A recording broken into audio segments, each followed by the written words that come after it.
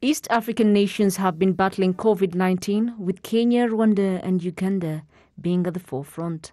All these countries had come up with various measures that were not in sync, according to the Vice Chairperson of the Business Council, Dennis Karera.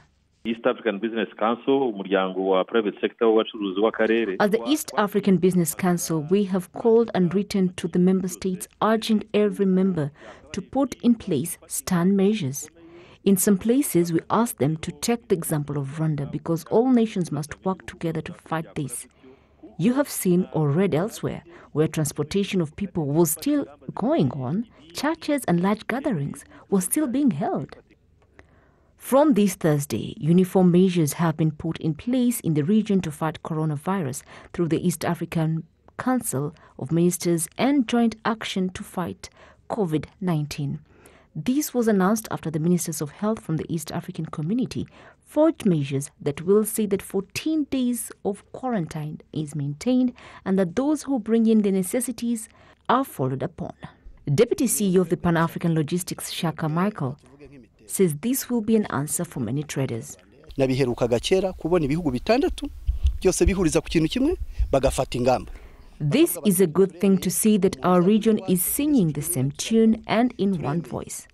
When it comes to quarantine and the transportation of goods, where they say if you enter a country, they will have to test you. And if you're found sick, then they will alert the company that you work for and replace you, but the goods will keep moving. This is a very fast for me, really, and it gives me hope. This is not easy, but it has to be done. We have seen European countries like Spain, Italy, and other places calling for unity. So today, if we have unity, then unity is power, and together a lot can be achieved. Unity is power.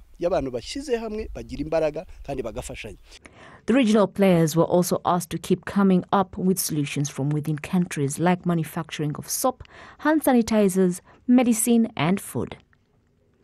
The Vice Chair of the East African Business Council, Dennis Karera, said that these nations are food sufficient and the question of hunger should not be a problem.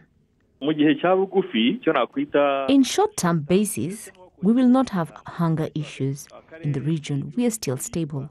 In the long term, maybe, but it is too early to predict. However, we have food in our stores like rice, beans, maize, cooking oil, fruits, among many others. We should not be worried of this as of now.